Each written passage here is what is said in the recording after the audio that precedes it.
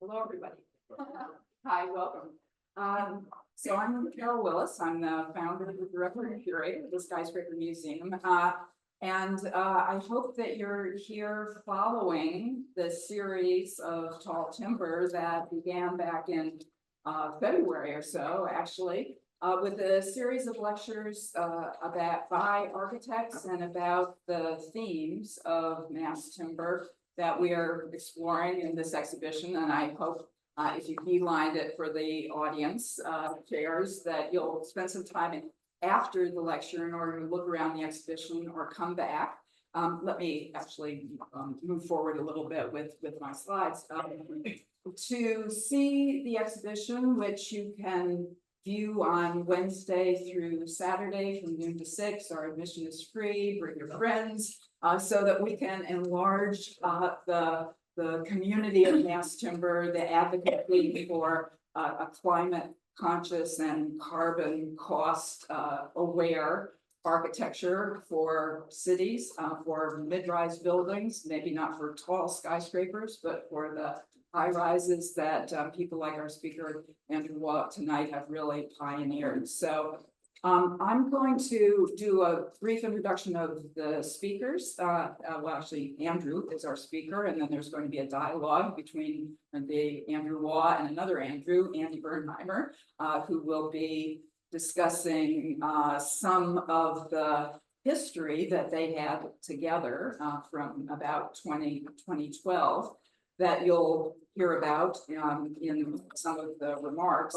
So our speaker tonight, Andrew Waugh, is a London-based architect who is really key to understanding the genesis of the movement in North America, because he's the connector to the European tradition of some few architects who were the pioneers in the material research and the production of especially cross-laminated timber, but other kinds of mass timber products. And Andrew was the architect for the first 9-story building in CLT and mass timber in London called Murray Grove. That pretty much knocks everybody's socks off as a demonstration of the possibilities of the material. And because of that, a number of people look to him who have been in our series and then who have clearly been thought leaders in the mass timber movement. People like Michael Green, who professed his love for you, Andrew, on stage. He said, I love this guy. I love this guy. And he's been mentioned continuously through the series. So he really should have been, if we were doing a chronological history of the evolution of mass timber, he should have been at the very beginning of this series. But because he's come here from London in order to speak to us, and we brilliantly piggybacked onto his trips to New York, US New York. We're really happy that we can feature him tonight and have asked him to talk certainly about his work, but also about his experience, and then to continue that conversation with Andy about, I guess, mass timber in New York and the way that that academic research and your architectural and artistic and your research and publications and your open source publications have been really important in influencing other people in the field. So with that, Andrew, take over. Thank you very much.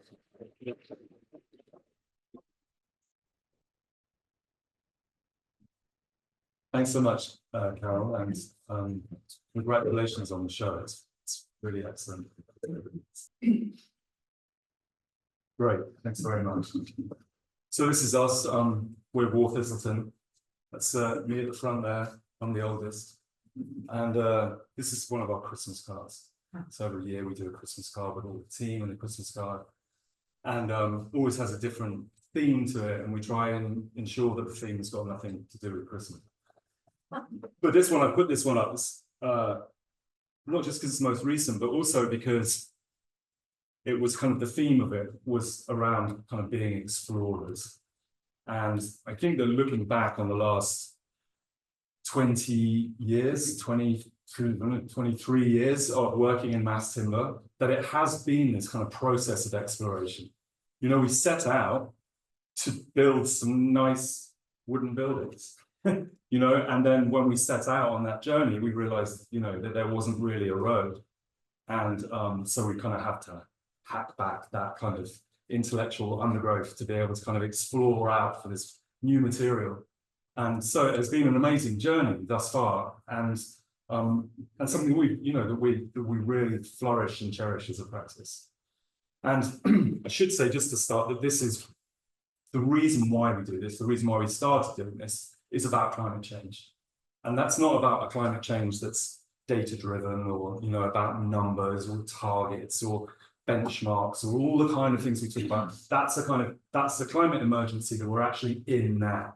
You know, we know we're in it now because it's much too hot and then it's much too cold and the storms are crazy and the politics are crazy. And, you know, and we've got mass migration and all these things are beginning to happen. So this is not a future issue. This is something that we're right in the midst of now. And as a climate emergency and as an industry that's responsible for about a third of the greenhouse gas emissions that are being pumped into the atmosphere, it really is our responsibility as a construction industry to begin to do something about this. And so that's something that we take very seriously as a practice. Now, this is something that even when I was at college, I was at college after the 70s, but even in, you know, when I was at grade school, the conversation around sustainability in construction was something that was talked about. You know, to drive down operational carbon was something that people talked about.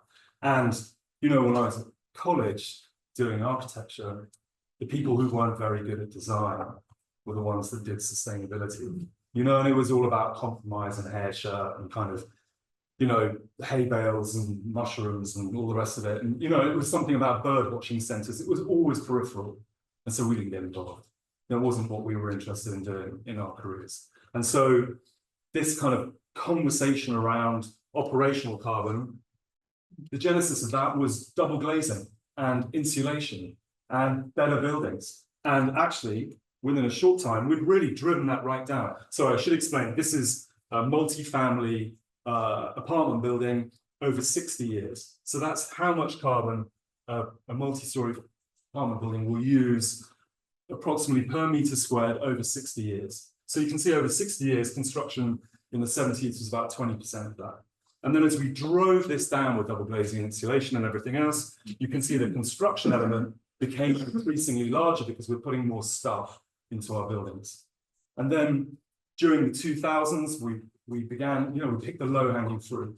We started thinking about where our energy came from, about solar panels, about geothermal, about all these kind of things. And by the 2020s, actually, that's reduced right down. So in the UK, that operational carbon for a building that meets code is pretty minimal as a concern or a problem.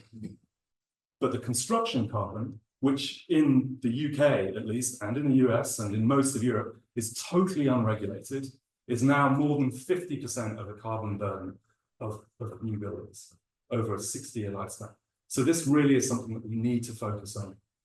Now, going back to 2003, we've been thinking and working with mass timber since about 2001. We built our first building in 2003. It wasn't very big or very tall. It was very little and very lovely. And I sat in my car and I watched this 3-story, 500 square foot building being put together on a Saturday afternoon by 2 people with cordless screwdrivers and a crane driver.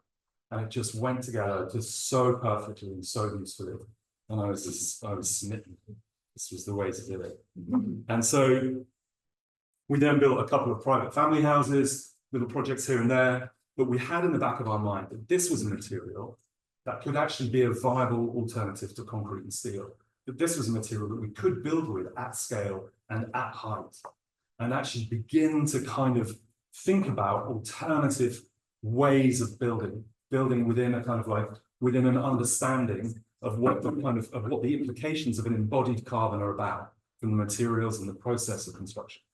And this building went together in 27 days. 4 people put the building together, put the entire structure together. No power tools, no jackhammers, no cement mixers, no grinders, you know, incredibly quiet, incredibly fast, no waste because it's all prefabricated, and over 1,000 tons of CO2 contained within the building, contained within the timber of that building. And This was a honeycomb building. There's a lot of timber in this building, I have to admit, a heck of a lot of timber in this building. So it's like a honeycomb. Every wall, every floor, external walls, elevator shafts, staircases, everything above the first floor made of timber. And there wasn't actually a lot of variation in the CLT there. You could get fat CLT and thin CLT, and that was it. So, you know, it really was quite rudimentary. And you can see actually in this image that the whole building is put together with these 3-inch galvanized shelf brackets and the 4-inch screws. And it was, you know, it was quite a journey. But I pass it. I cycle down here to the swimming lesson, not my daughter's swimming lesson. Anyway, and just to check it's there, and it's still there. Every Saturday, it's still there. So an 80% reduction in traffic to the site, which is also, again, incredibly important. And it weighs 1/5 of a concrete building. So super lightweight, so reduction in foundations and again, you know, to the speed of that. And so we sat down after that and we had, imagine we kind of like, there's about 10 of us there, you know, and we were kind of beavering away in the corner of Shoreditch in East London, thinking about embodied carbon and didn't really realize that this is a kind of, wasn't a conversation that was happening everywhere, you know. And so when we started building this building, and the New York Times got hold of it, before any press in the UK got hold of it, it was in the New York Times. And then somebody rang me up and said, "You're in the New York Times." So we then got a massive amount of interest. So big shout out to Henry Fountain for that. But we got a massive amount of interest. People started coming in. Architects started getting interested in it. And we stood back and thought, what is it that we're doing here? And what are we going to do going forward? You know, that this building, the creation of this building was really for us a kind of, was about an ethos as a practice. It was about a direction. It's about what we thought was important.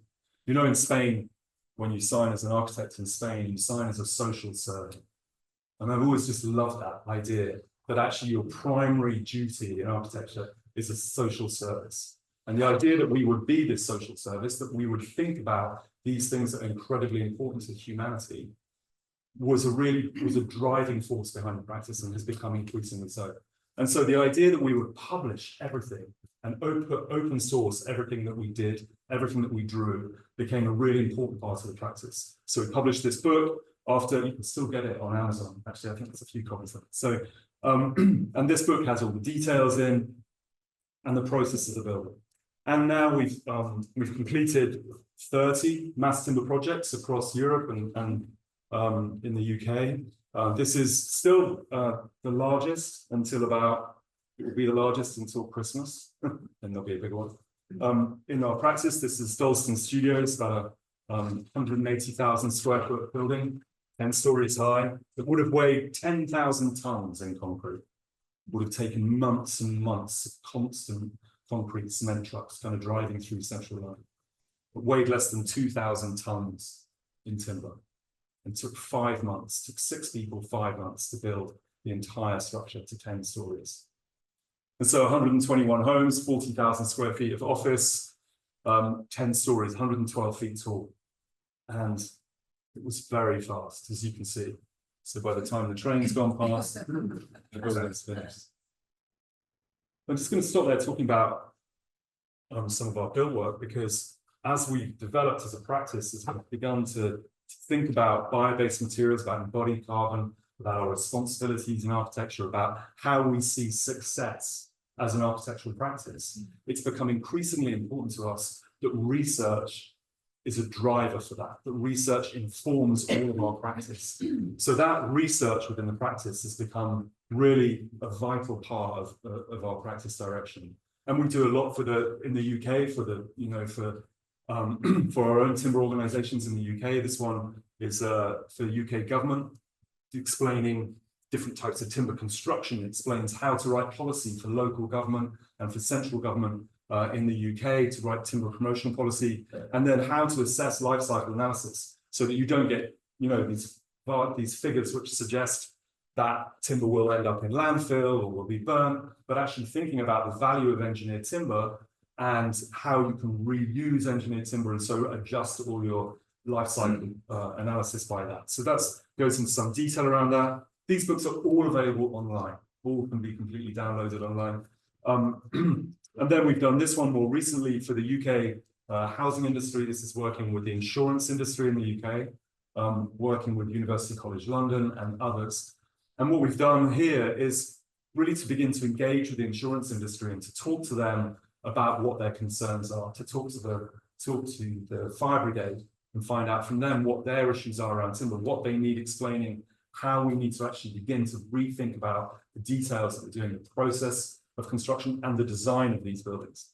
And so what we've done is prepared 30 standard details of every intersection on a generic mass timber building up to 6 stories. So the idea is that you can have any facade, any plan, any kind of building form, but these 30 intersections here, those 30 junctions across the building, if they meet these kind of criteria, will then be able to be pre-approved by code, pre-approved for insurance. And so we know that we can build those buildings with confidence and security. And that's about trying to invigorate the market. That's about trying to invigorate the profession to make this kind of paradigm shift towards bio-based materials and to do that in a kind of safe, reliant, reliable way. And so what we've done, we got really nerdy about this, we got really into this. So we've done, for every 30 of details, we've got a checklist, we've got a full specification. There are 3 products that make up every detail. And we've done a full carbon analysis and cost analysis of the whole project. Then we have work that we do for the European Union. So we're now on our 3rd project for the European Union. That's a kind of pan-European research. So we're working with universities and with industry across Europe, which coming from the UK, I'm telling you, it's no mean feat, because we're not popular in Europe. As you can imagine. So the first one is a building wood system guide, which completes in October this year. And this is exactly as it says, a whole system guide to how to build in timber. The process of thinking about the process of construction as well as the process of design. So stepping back and realizing that actually when you change the construction material, you change the process of design, you change the type of architecture that is derived from changing material. We did an analysis of all the building codes across Europe, these for structure and for facade, but we did it for acoustics, for thermal, and this one is a fire analysis. You can see of all the different building heights across Europe, and then to find a system that works between them that you can either add or subtract to depending on the location. So it's a really kind of in-depth piece of work. The one that we're in the middle of now is called Wood Circles, and that's about thinking about how we can retain this resource over time, how we can reuse the material of these buildings, how we design differently in order to think about the building materials as components that can be reused, how we passport those, how we can actually go into the city. And the working title of the project originally was the urban forest. The idea that we could go into the city, we could actually think about all the timbers that in existing buildings that might be being demolished, how we could actually reuse that timber, both for either for mass timber or for different kind of board products. So this whole guide here, working with Trimble, so the people that do SketchUp, with several different academic partners. And so this is in 6 steps. So the upcycling, digital map of cities. We're working with Brussels and with Amsterdam to digitally map all the timber in existing buildings across the city and how that will be done. So the value chains, how we can actually look at mass timber and insulation products, how we can create urban sawmills, how we can optimize design of buildings in the future for design, manufacturing, and disassembly, and then building a demonstrator building, which we'll take around on tour in the back of an electric truck. And then this is the one that I can't name because we only just won it. We just won it last week, so we're very pleased. And we won this one. Really, and this is about design. This is about what does a paradigm shift in construction look like. Now, one of the things that we're really focused on as a practice, thinking about the natural resources that we use, the bio-based materials that are replenishable, but the forests that are not limitless, and thinking about how we can really begin to describe metrics for how we use timber. So one of the issues, we had this kind of, I was talking about this earlier today, but we had this sort of shocker conversation about a year ago in Portland, where somebody said to me, I'm using as much timber as I can in my building because if I use loads of timber, then I store loads of carbon. And we're like, oh no, that's not what we meant. So, you know, the idea that you'd have this kind of solid block of timber, which you kind of like woodworm into to kind of like, you know, so what we're thinking about at the moment is a notion of kind of a wood use index to try and understand the kind of the quantities per meter squared, per square foot that you could use within a building. And so what we've done is we've taken a kind of graph over time of all of our completed projects. These are just some of them, and to look at what levers increase the use of timber. So is it just experience? You can see that to a degree it is experience because over time we've got better, but it's also about height, for instance. So this is Dalston Lane right up here, you know. But it's also about material efficiency. So that's my house down there. So, you know, it's trying to think about an understanding of this material as a precious resource. And so that really requires a basic understanding for architects in engineering. And so just really thinking about material resource in terms of height and mass. You know, a building that's 3 times higher than a 5-story building has 3 times the structure. You know, so actually what's the intense use of that kind of structure? What does that begin to do to material resource? That a span that's twice as long is 4 times as deep. And that a building that's 20% of the weight of a concrete building, a mass timber building, is going to blow over far more easily because it's not as stiff. So if you build a tall mass timber building, you're going to have to put concrete on it to keep it stable. So how does that work for material resources? So thinking about height. So you can see that actually the ratio for a timber building is about 3 times higher than it is wide.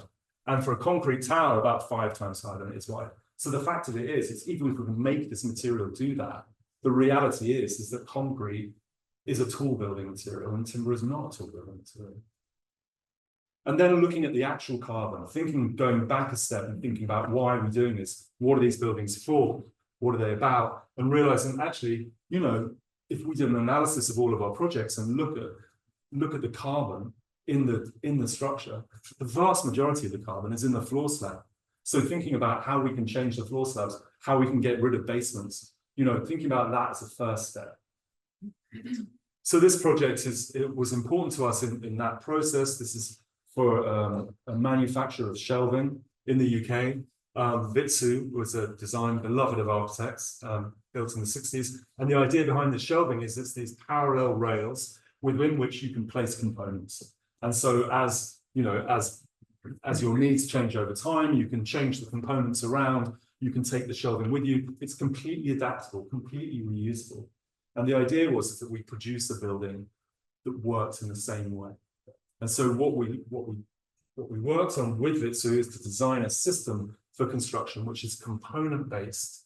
So all these are really easy to reuse, to adapt, to use in the future. And so the idea was we have this kind of lightweight frame, which is then held in place by a solid CLT skin on the outside of the building. And so that then becomes like a replicated kind of module that runs across the building. And so then we end up with this as the shell of the building here. And you can see all these north lights, so the windows facing to the north there. And then inside the building, you can see that north light coming in. And then if you see these vertical grooves in the columns, that allows the client, and we left the client with all these beams, additional beams, so that they can actually begin to build some structures within the building themselves. And in fact, after we left, they built this series of short-term apartments to employ extra people locally. So you can see that that adaptability was something that was possible within this building. You see they've made a kind of kitchen over there as well. And so, but we learned a few other things with this building about natural light, about the health and well-being of kind of being in a timber building, all those sorts of things as well. But we've taken that component-based design into our latest project for Blackstone, which is an office building in central London, all timber. So just over 50,000 square feet of office building, CLT slabs and core, and then an LVL frame. So LVL is like a veneer, like a jumbo plywood. In this case, it's a hardwood jumbo plywood, so incredibly strong, about 2.5 times stronger than concrete in compression.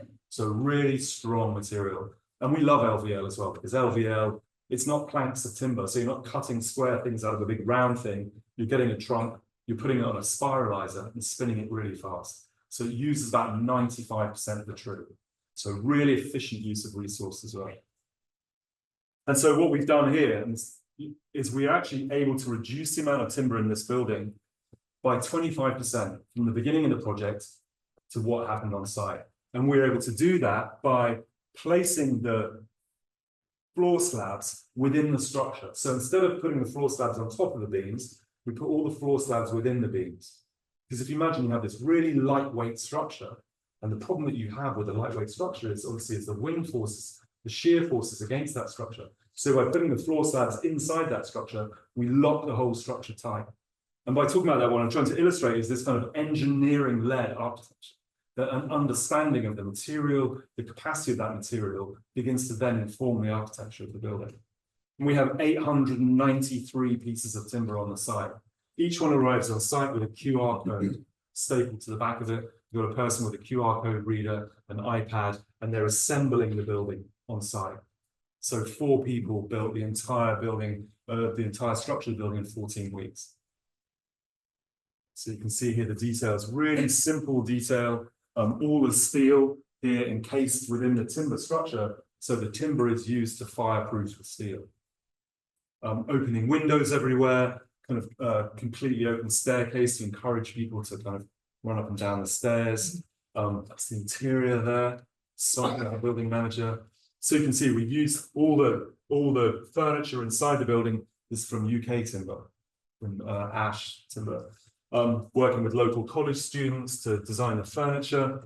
And we have completely clear windows on the building. So one of the other things that we learned was that actually, by putting this tulip wood from the United States on the outside of the building, working with the American Hardwood Council, was that we put this thermally modified tulip wood on the outside of the building to provide solar shading. By doing that, we were able to reduce the operational carbon by about 1/3 in the building, but also importantly, we were able to use completely clear glass, which gives a very different atmosphere to the building internally. You know, it makes it far more domestic.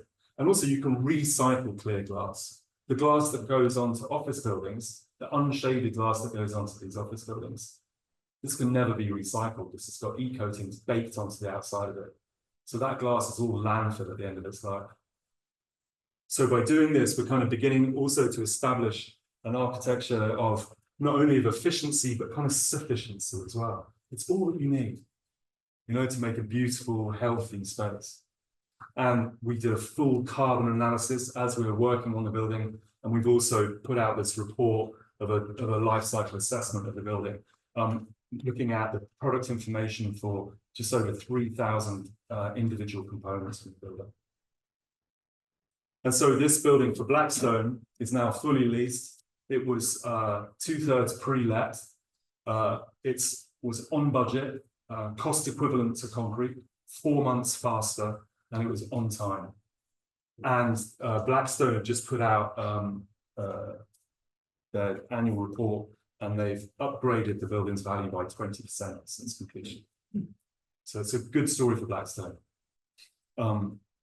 This is great because it's around the corner from my office, so I go there all the time. This one is not. This one's in Milan. We just started on site here for the Canadian Pension Fund and Lend-Lease. And this building is, again, a component-based understanding. So the requirement was a 9-meter grid, so it's like a 29, 30-foot grid building. So we designed the grid first. We designed the column grid first. And then from that, began to kind of then design the facade, how the core worked, how everything could go together super efficiently. So this building on the outskirts of Milan is about 250,000 square feet and will be 10 months in construction. And again, just letting the wood do the work. You notice this is like an open building, clear glazing, you know, beautiful kind of pared back interior, lots of open space, lots of natural light. What we had to do for this one to encourage our clients and the city and the insurers was to build this prototype, this full-scale prototype, to encourage people to understand what it was that we were going to do. So you can see this guy, this is an insurance guy here. Trying to see if he can push it over. This is the guy from the City Hall here. And yeah, so it was really effective actually. And everybody, it's so funny to watch people just go up and knock it. You know, like it's going to be hollow or something. So this is one we're doing in London again for Canadian pensions. And it's taking this component-based idea of sufficiency, and also understanding that actually, this is the requirement here is for a taller building, so zoned for 17 stories. So how we can do that?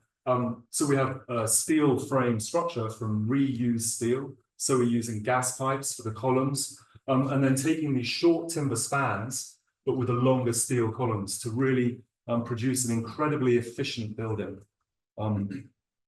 So we have this steel frame here, and then the CLT slabs that run down between the steel frame. So by doing that, we're able to reduce the timber down to a 3-ply panel. And then that building, again, incredibly fast construction. And we're also able to lose the basement, which made a massive difference to the carbon impact. So that's 480,000 square feet, 60% reduction in carbon from a concrete and steel benchmark, no basement, timber floors, recycled steel frame. In terms of looking at the facade and how we begin to think about facades, with this building here, we looked at the orientation of the building, took a really simple module that works with the steel frame, so designed the facade for the frame inside, and then using a super lightweight concrete, which is 35 millimeters, what's that, like 1 3/4 inch thick concrete. So it just works as a kind of a structural panel which holds the glazing in place. So you can see from the inside that's working precisely against the structure, so you get this maximum amount of daylight into the building. It's from the outside, and then the main entrance here. And then, so this, again, yeah, so 430,000 square feet, incredibly efficient and multi-tenanted, 2 entrances. I just thought I'd put this one in just to be kind of a bit more local here. So average age of a skyscraper or a tall building in Manhattan is about 65 years old. And it takes about 8 years to demolish one of these buildings, take it out the Lincoln Tunnel and build it back up again. Plus all the embodied carbon that you have with these buildings. So what are we going to do with these buildings? How are we going to live with these in the future? This is a project we worked on for a few years with Arabs and with British Land in London. Taking this office tower, 38-story, 1968 building, looking at actually how we could work with the existing frame of the building, how we could build on top, using the existing elevator shafts, and then looking at how we could infill the building and extrude the building up, how that will begin to be kind of, how we could reduce the wind issues on that, how we could think about recognizing the old, recognizing the existing, as well as creating something new, putting out public terraces on the building so that we could bring fresh air in at different levels through through planted areas, and then think about public realms. So we've got a swimming pool on the roof, which doubles up as a sprinkler tank, and that kind of, so that kind of thing. And we were able to actually increase the building by about 300,000 square feet without touching the existing elevator shafts and without touching the existing foundations. And that would have been a 30-month project from start to finish. So you can see here, we also sized the floor slabs so that they can be removed and taken down the elevator shaft and stored in the basements. And so you can have create these double height spaces that can then be kind of put back. So that's that. We're in 9,000 cubes of timber. And then this is our Built American project. This is tulip wood, courtesy of the American Hardwood Council. They sent us a few trucks load of this and said, what can you do with this stuff? So we thought about what we might do and talk about kind of public exhibition and think about prefabrication, modularization and that kind of thing. And we made the first CLT in the UK from American hardwood. This is Neil and Alistair here making CLT from tulip wood. We made these tulip wood boxes. You can see how strong this is. This is just over 3 inches thick, and that supports one person about every 2 square feet. So incredibly strong material. And we built these boxes here outside the Victoria and Albert Museum in central London. People came here with their kids, left their kids and ran away. So we did that. And then we rebuilt it. We took it down, rebuilt it in Milan, then took it down, rebuilt it in Madrid, took it down, rebuilt it in Glasgow, took it down, rebuilt it back in London, and now it's in a shed somewhere, waiting to be rebuilt again. And then this is where we're kind of thinking about next, how we start working in different ways, how we think about working in partnerships and collaborating. So this is a guy here that makes ketchup in the same way in Vancouver that we make ketchup in London. And so thinking about actually how that combination of skills, how that kind of notion of open practice can begin to combine together to do more here. And this is the number of tree seeds that it took to grow the trees that built our first tool building. Thank you. All right. Well, thank you, Andrew. Thank you, Carol, for inviting me along. I have to say that I have a long and actually strange connection now to the timber world through the book that Carol mentioned, the Timber in the City program that we ran at Parsons starting in 2012, where I met Andrew and Michael and Alan Organsky.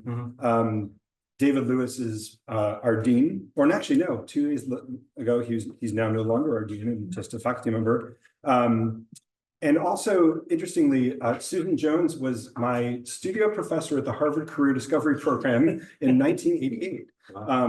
So it goes way back to Susan's work even back then as my teacher. But I have to say that I feel a bit of an imposter syndrome sitting here.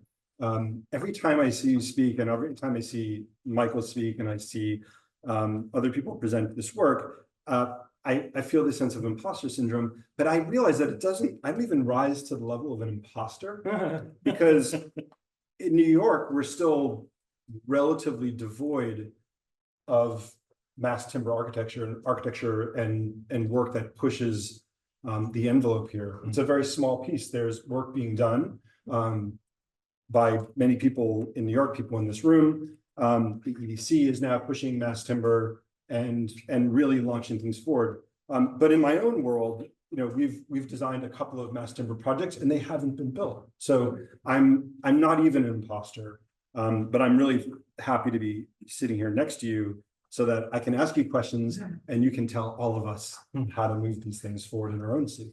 I want to start with a question about the 21-year arc of what you just showed us, from the small 500 square foot house all the way to hundreds of thousands of square meters of timber architecture that are really, in my mind, revolutionary for their responsibility, for their material practice, for their beauty.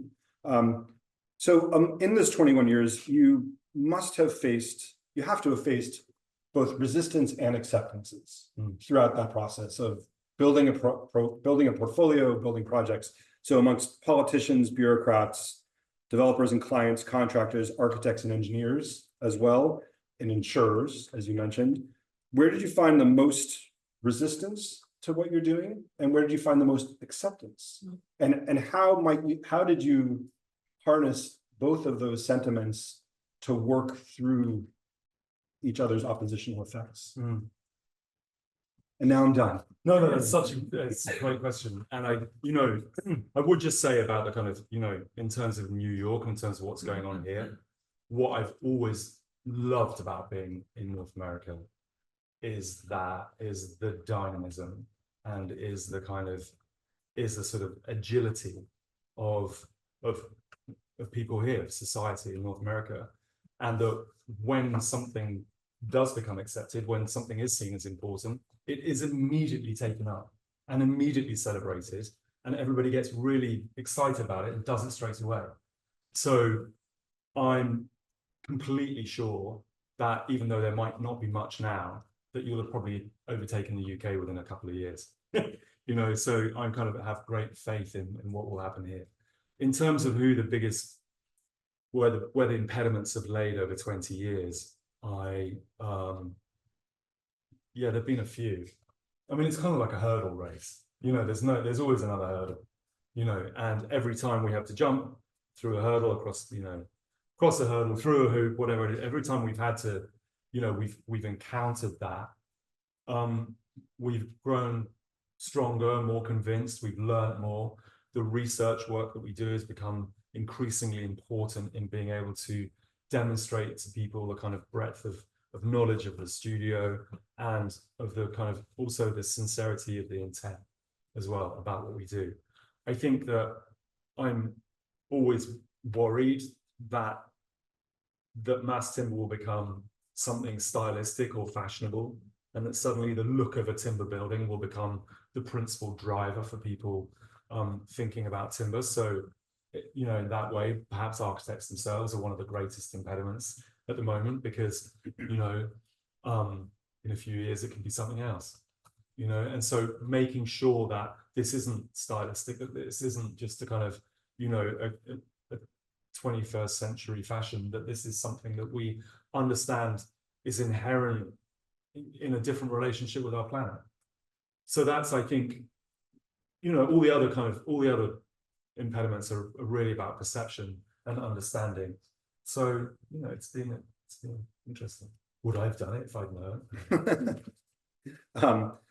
I'm going to relate one anecdote, which is that I went over to the UK in, I think it was 2018, 2019, to see Andrew while I was on sabbatical. And part of the visit was to go see some football with Andrew. And part of the visit was to go see Andrew's projects, having been given a little bit of funding by Parsons.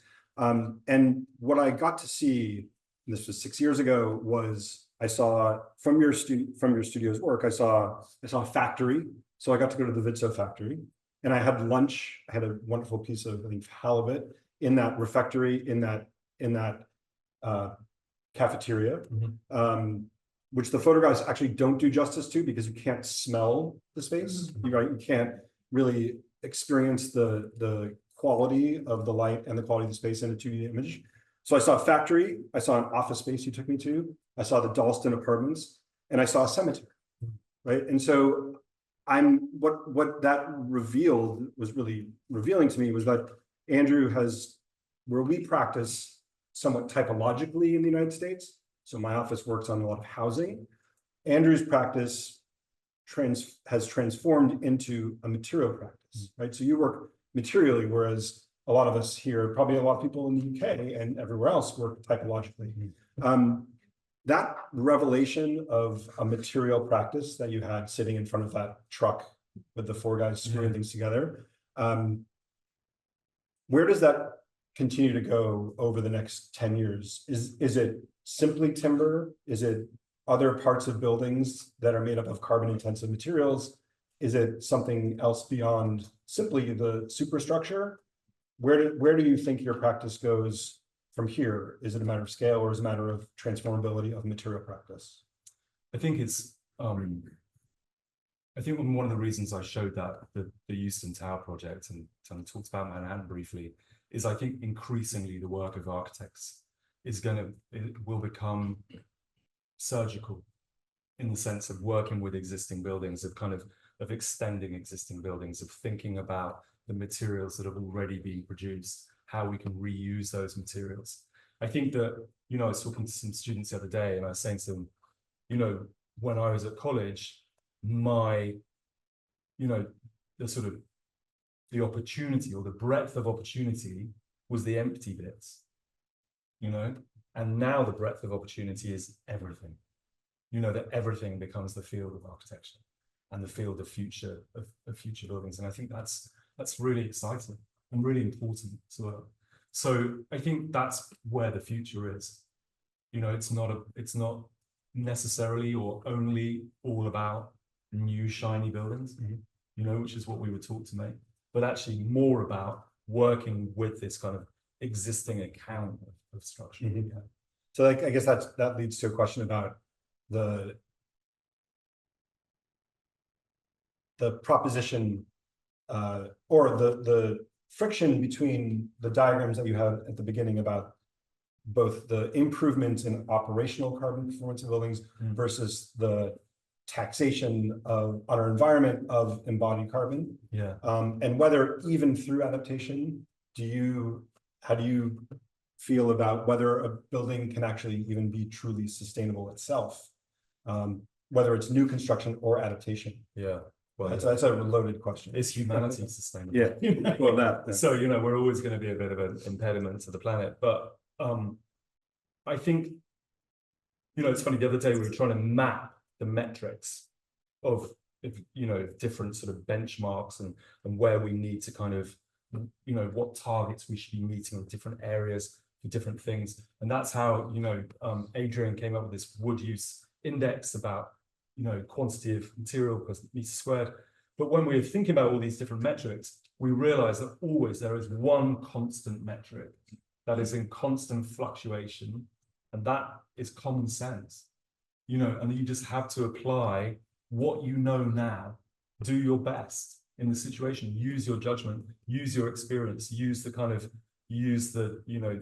sort of the findings of your research and apply those immediately and directly. And so I guess that, when we're confronted by AI as a profession, and told that actually, everything's going to be done by AI in the future, actually it's that kind of common sense, that kind of intellectual understanding of architecture and its appropriateness and its singularity to answer different questions will be where we sit. And that to me sounds fascinating.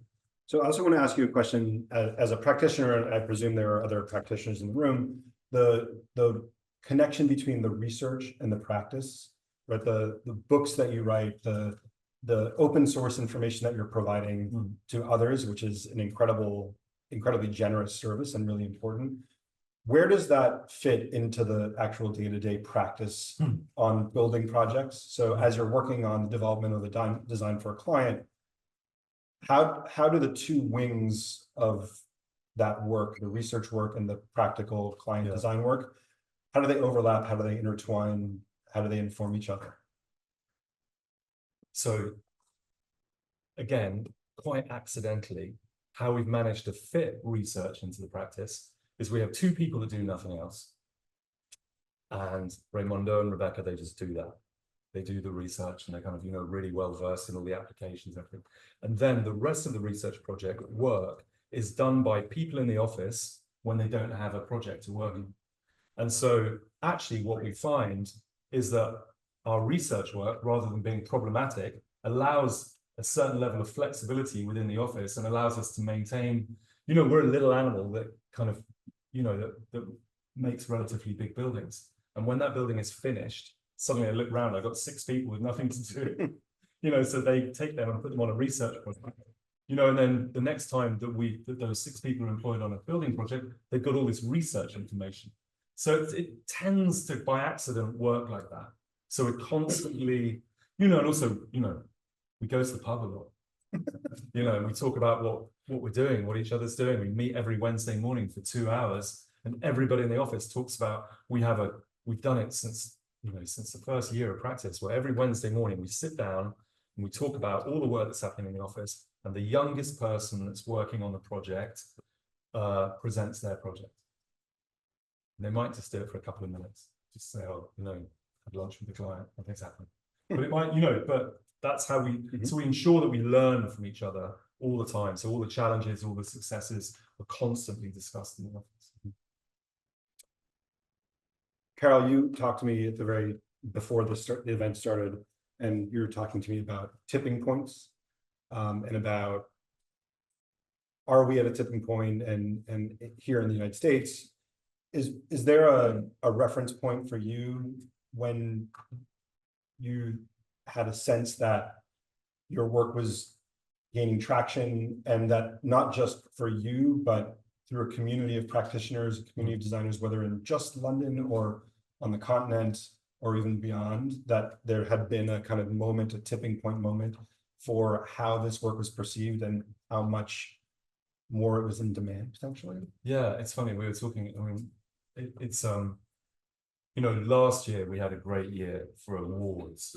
We never really, we've had some success previously, but it was intermittent and it was specific to different projects. But last year we were Architect of the Year and we won the Mayor's Prize for Architecture.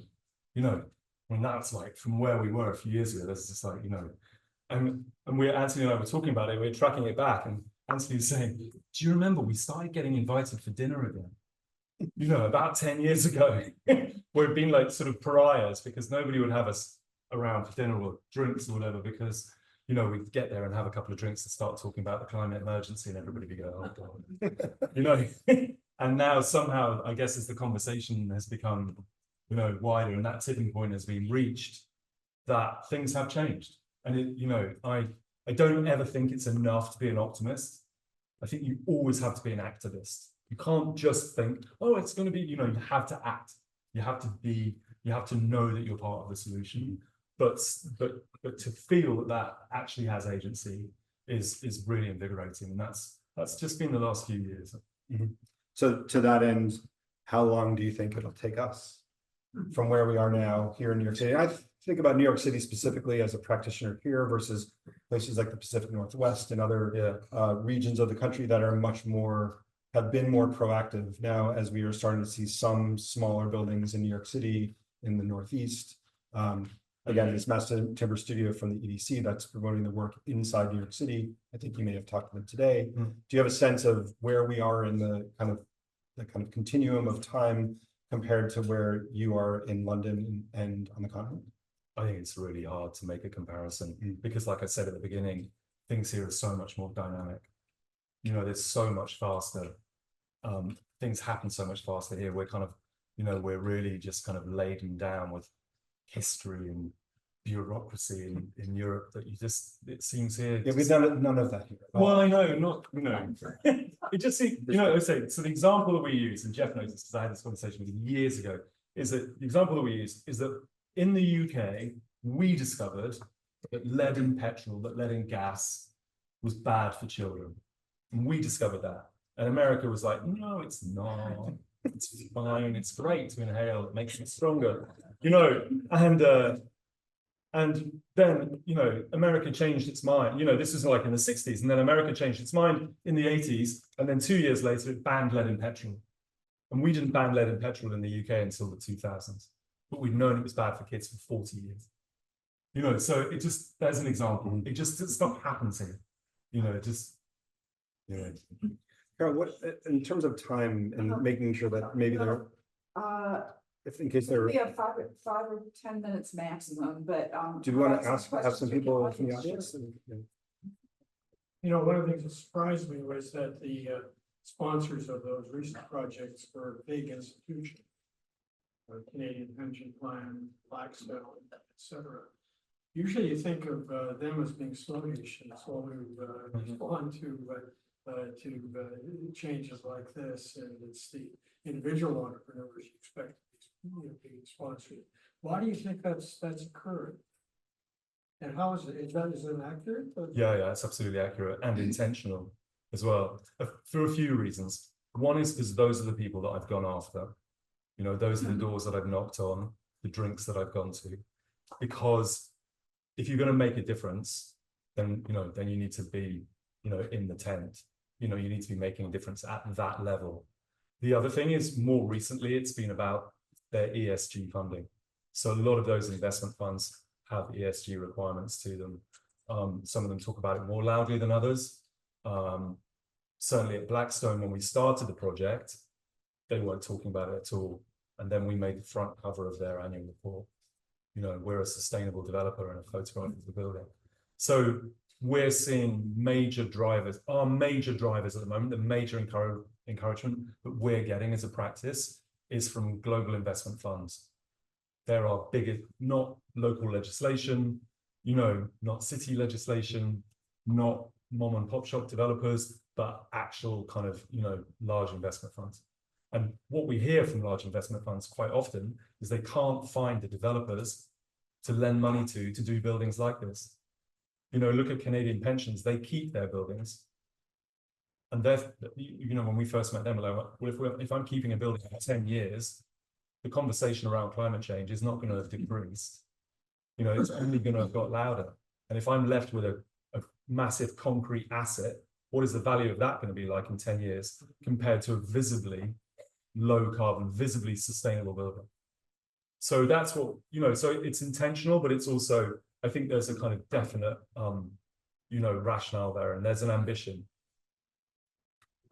Along those same lines, earlier in the series, Thomas Robinson from Lever Architecture made the point that some of his clients, I think Chris Sharples is here as well, and makes a similar point that some of the clients who are in software business or in disruptive industries, the kind of tech bros, are very attracted to mass timber.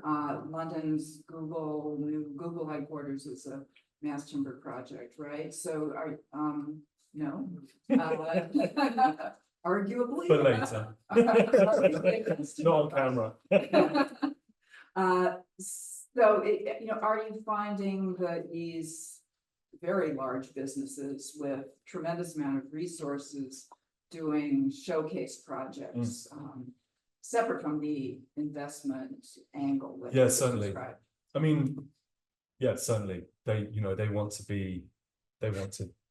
be demonstrably future focused, like future looking, right? But they're also smart. This is intelligent people, and that's what you find with, large scale investors, is large scale investors populate their businesses with smart people, and it doesn't take you long to explain why you should be building like this.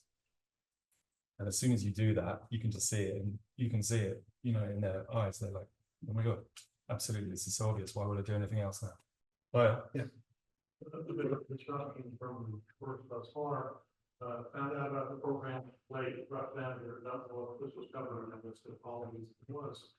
But we're talking about a Google or someone like that, $3 billion company, whatever, investing in wood from the top down, if you will. And yet throughout the country, and recently in the historic district in North Carolina, where individual homeowners are in a sense investing in wood from the bottom up, preserving what they have. It's surprising if you look at history, how much potential for ornament and individualization there can be in wood. It's amazing stuff. Can you speak a little bit to a possible convergence of those two trends? I mean, when are we going to get ionic columns on that thing? Well, not from me.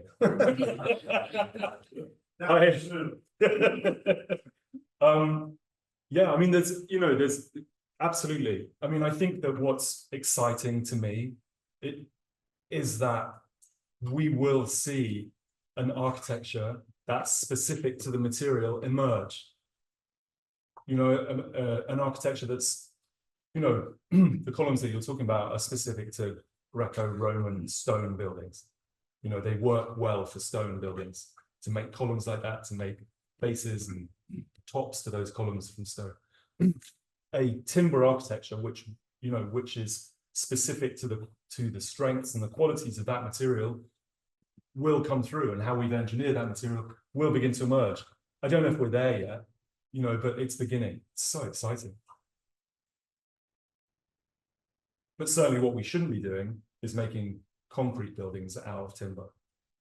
What I do see a lot is kind of, somebody who's made a paradigm shift from grey felt tip to brown felt tip. You're coming from Britain, vast and thickly forested Britain with a straight abundance of wood, where at one point I turned to a woman in the theater ticket line and I said, "Why are you renovating your townhouse so lovely? I can imagine, in your fireplace works, I can imagine putting a log on there." She looked at me bug-eyed and said, "A log?" So we have a lot of wood in this country. Yeah. Yeah. But does Britain have the density of coverage of richly ornamented wood architecture that San Francisco has? No, we use most of our wood to beat the Spanish. So and then we never regrew it. So we import it. We're the second biggest importer of timber after China in the UK. So, and of the forestry that is in the UK, 2/3 of it is burned for biomass as a renewable energy source. And if you burn timber in the UK, you don't pay tax on it. And if you build it with it, you do pay tax on it. So we have a lot of work to do, for sure. But we don't have no trees. We have quite a few trees. The Scottish have a lot of trees, but then Austria is about as far from London as Scotland is. So, you know, and I'm as Austrian as I am Scottish, so and the roads are so much better to Austria. I thought it was In the bummer category, as long as we're looking at obstacles, earlier, Andrew, and another day, we had a conversation about Grenfell insurance and the damping of interest in timber, or, you know, as a consequence, unrelated, but as a consequence of that disaster. Yeah, no, it's been, you know, as I was saying earlier today, you know, pre-Grenfell, the UK was 15% of global CLT demand, and last year we were less than 1%. And that is as a result of an industry that has completely changed its perspective, rightly so, following that disaster.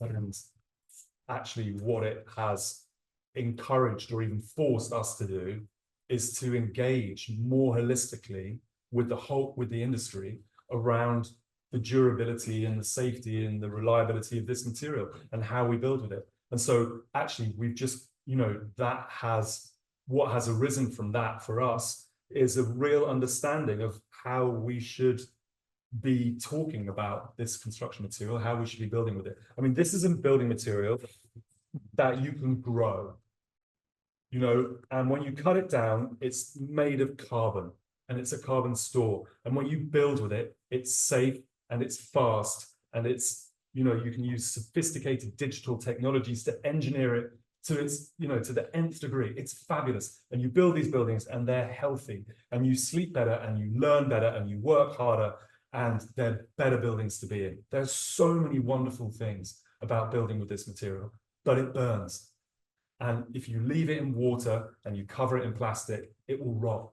And it's like, you know, say it loud. You know, we need to be aware of these things and talking about them and not trying to bury them, you know, but actually detailing them, engaging with fire officers, you know, engaging with insurers. And, you know, the insurers have been the canary in the mine. The insurers have been the people that have actually said, hang on a second, you know, you guys have been building the same way for 100 years and you're changing the way that you build. Do you know what you're doing? You know, and the industry was like, oh, don't talk to, you know, that's so annoying, you put your prices up. Actually, what we need to do is treat the insurance industry with the respect that they're due, in the sense that, you know, they have flagged this up, where government agencies, where code officials have been pushed and cajoled into changing code, perhaps beyond experience and perhaps beyond research. So I think it's been good, actually. You know, like adversity is strength. It's the wrong way around, isn't it? Okay. So that seems like a great summary statement, optimistic but realistic, appropriately for all of your work. So please, everybody, help me thank the two Andrews. Let me go forward to talk about history in this exhibition, because really this series of lectures is entitled The Short History and Promising Future of Tall Mass Timber Buildings. And if you explore on our website the videos for the past lectures, you'll see that we've examined through the architecture of a number of different firms, through the academic research, especially in last week's talk, really excellent talk by Alan Organsky and David Lewis, talking about embodied energy, that is, we call upfront carbon, the now narrative. The themes of the urgent climate crisis and the complicity in the building community, and they're in using extractive industries with high carbon costs, and mass timber as a responsible alternative moving forward. And so these themes are what we want to build on with each one of these lectures, and to continue the discussion about what's happening in the future, what's happening right now. And Andrew is going to tell us about his work in the context, especially the comparative context of Europe, because this exhibition is focused only on North America, and the short history, which is only about 12 years old, and began around 2010 or 2012, including with one of the conferences that Andrew and David Lewis were involved in timber in the city. So this an urban emphasis on the use of mass timber is one of the things we're exploring in this series. So for those people who are in the audience online now or will watch this later, the exhibition that's here at the museum, Tall Timber, The Future of Cities in Wood, explores those ideas that I just discussed. And our audience tonight is sitting in this space rearranged for a lecture. I mentioned David Lewis and Eleanor Gansky and their focus on life cycle analysis and biogenic materials of multiple materials besides timber that was discovered last night. And I really urge you to go back and watch the video, which has just been posted on our website and also on the YouTube channel, in order to absorb, as I did again when I listened to it for the second or third time, these really complex lessons about building systems and a regenerative material supply and thinking systemically rather than formally or architecturally or materials based or any of the other kind of more traditional architectural approaches and strategies to thinking about building, about education, about all the ideas that the architecture community normally engages, but to think through materials as a system, a life cycle system that begins with the forest, and that is a continuous loop of supply, is the emphasis that I think is so promising in the future of the way that the discussion of mass timber has evolved. So our dialoguist, our interlocutor is Andrew Bernheimer tonight.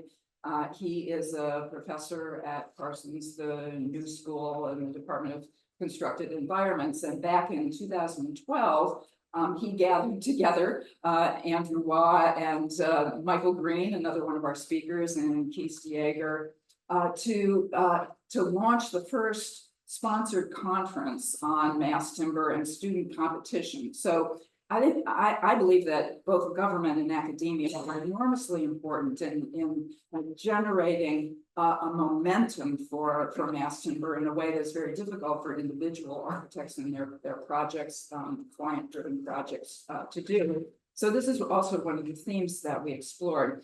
So Andy is going to be discussing with Andrew their 12-year-old collaboration in that conference, and then in the book, Timber in the City, that Andy was the editor for, and Andrew was one of the contributors. So I'm really keen to